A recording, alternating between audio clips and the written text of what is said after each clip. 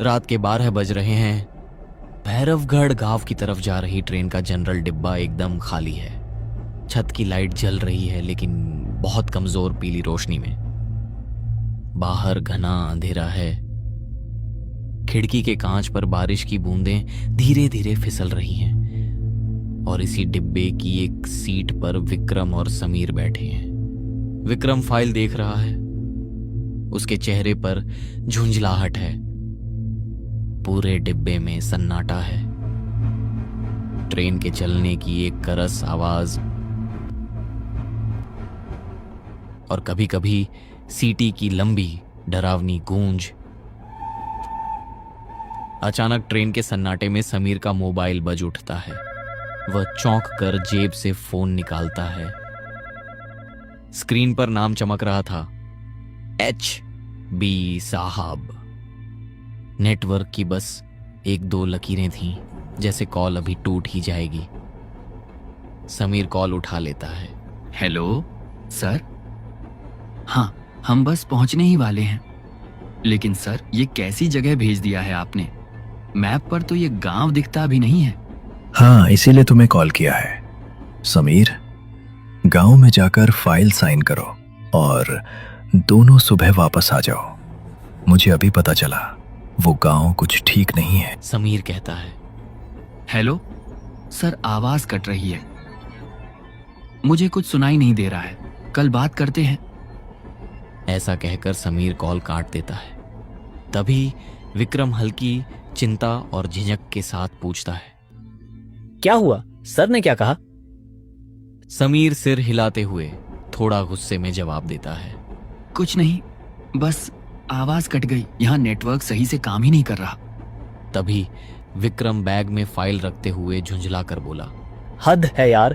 Promotion के लिए लोग शहर भेजे जाते हैं और हमें इस जंगल जैसे गांव में भेज दिया गया है। विक्रम ने धीरे से बैग को गोद में टिकाया और फाइल पर हाथ फेरते हुए, हम ग्राम विकास अधिकारी हैं। यहाँ विकास किसका करेंगे? इस जंगल का। तभी ट्रेन के डिब्बे में अचानक गहरी खामोशी छा जाती है। पहियों की खड़खड़ाहट अब पहले से ज्यादा तेज और पास से आती लगती है, जैसे अंधेरे में कोई उनकी हर हरकत देख रहा हो। तभी डिब्बे के आखिरी छोर से एक आकृति धीरे धीरे नजर आती है, जो एक टीटी था, लेकिन कुछ भी सामान्य नहीं था। उसका कोट पुराना था, चेहरा टोपी के साए में आधा छिपा था। वह धीरे धीरे किसी जल्दी के बिना समीर के पास आता है, हाथ में रजिस्टर और पेन लिए हुए। तभी समीर टिकट दिखाते हुए कहता है, ये लीजिए सर, भैरवगढ़ स्टेशन आने वाला है ना? टीटी बिना टिकट देखे कहता है। भैरवगढ़ के लिए कोई टिकट नहीं लेता। विक्रम पूछता है। मतलब? टीटी दोनों के करीब झुककर फुसफुसाते हुए कहता है, उस स्टेशन पर ट्रेन रुकती नहीं है, रोकी जाती है। अक्सर वहां हादसे होते रहते हैं। अगर जान प्यारी है तो उतरते ही स्टेशन मास्टर के कमरे में चले जाना और पीछे मुड़कर पटरियों को मत देखना। समीर अचंभित होकर, क्यों? ऐसा क्या है इस गांव में? टीटी जवाब नहीं देता और वहां से चला जाता है। ट्रेन के ब्रेक लगने की बहुत तेज, कान फाड़ देने वाली आवाज। समीर और विक्रम दोनों ट्रेन से उतरते हैं। स्टेशन बेहद पुराना है। दीवारों पर झाड़ियां उगाई हैं। कई पीपल के पेड़ों के बीच एक छोटा सा स्टेशन खड़ा है, जहां भैरवगढ़ लिखा बोर्ड जंग खा चुका है। दोनों के उतरते ही ट्रेन तुरंत चल पड़ती है, जैसे वह वहां एक पल भी रुकना नहीं चाहती। स्टेशन पर कुत्ते के रोने की आवाज गूंज रही है। कोई इंसान नहीं है, सिर्फ घना कोहरा और झींगुरों की तेज आवाज है। विक्रम और समीर स्टेशन मास्टर के केबिन की तरफ जाते हैं। खिड़की पर एक लाल टेन टंगी है। अंदर एक बहुत बूढ़ा स्टेशन मास्टर बैठा है, जो रजिस्टर में कुछ लिख रहा है। तभी समीर कहता है, सुनिए काका, हम इस गांव के नए अधिकारी हैं। गांव जाने का रास्ता कहां से है? बूढ़ा धीरे से सिर उठाता है। उसकी एक आंख पत्थर की है, पूरी सफेद। स्टेशन मास्टर कांपती आवाज में बोलता है, आज रात यहीं रुक जाओ बाबूजी, यहाँ की वेटिंग रूम में। सुबह चले जाना। तभी समीर कहता है, नहीं काका, ड्यूटी है, हमें आज ही रिपोर्ट करना है। रास्ता बता देंगे तो हम चले जाएंगे। स्टेशन मास्टर उंगली उठाकर अंधेरे जंगल की तरफ इशारा करता है और कहता है, वो पगडंडी देख रहे हो? पटरियों के उस पार, वहां से 2 किलोमीटर दूर है गांव। तभी समीर कहता है, ठीक है, शुक्रिया काका। यहाँ कोई रिक्शा मिलेगा? स्टेशन मास्टर अजीब सी हंसी हंसता है और कहता है, रिक्शा? उस रास्ते पर तो परिंदा भी पर नहीं मारता, पैदल ही जाना होगा। और सुनो, रास्ते में अगर कोई तुम्हारा नाम पुकारे तो जवाब मत देना। अगर कोई रोता हुआ मिले तो उसे चुप कराना मत।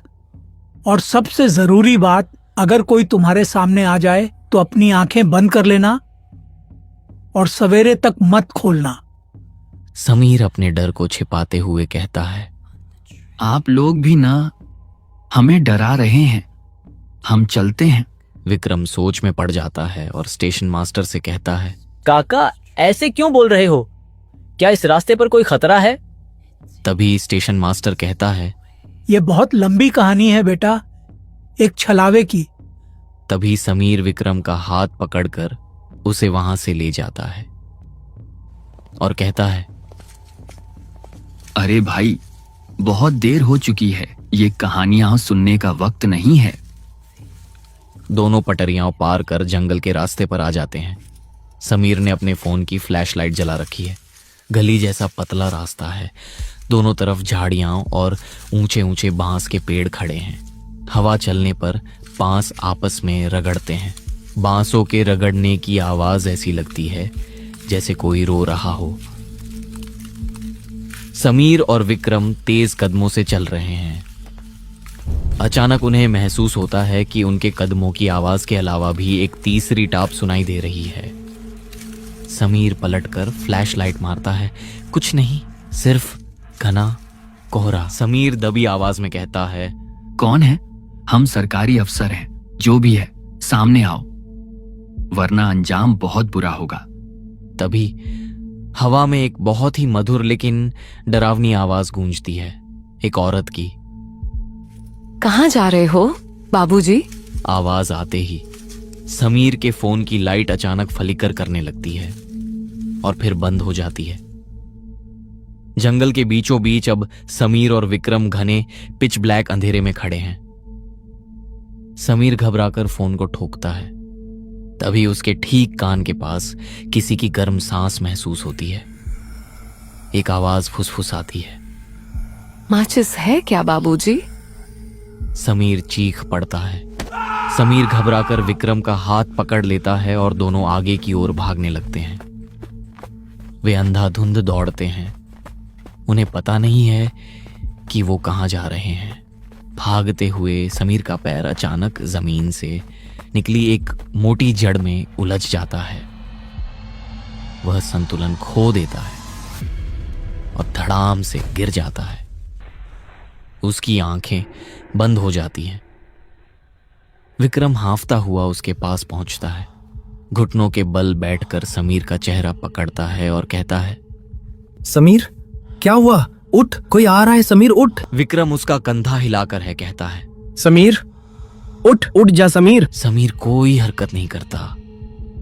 तभी जंगल के भीतर से एक धीमी हंसी उभरती है, पहले बहुत दूर, फिर अचानक बहुत पास।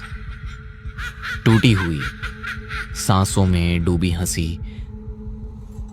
विक्रम की उंगलियां समीर के कंधे से अपने आप छूट जाती है। उसकी रीढ़ में सिहरन दौड़ जाती है। वह चारों तरफ देखता है। अंधेरा, झाड़ियां और वही हंसी। हंसी अब तेज हो जाती है, जैसे कोई उसे देख रहा हो, उसका डर छक रहा हो। विक्रम की आंखें भर आती हैं और वह कहता है, माफ कर देना भाई। वह समीर की तरफ एक आखिरी नजर डालता है और बिना पीछे देखे भाग पड़ता है। वह दौड़ता है, सांस टूट रही है, दिल सीने से बाहर कूदने को है। अचानक उसके पैर रुक जाते हैं। उसके सामने एक पुराना कुआं, कुएं की गोल टूटी हुई मुंडेर और ठीक उसके पीछे एक विशाल बरगद का पेड़, इतना पुराना कि उसकी जड़ें जमीन नहीं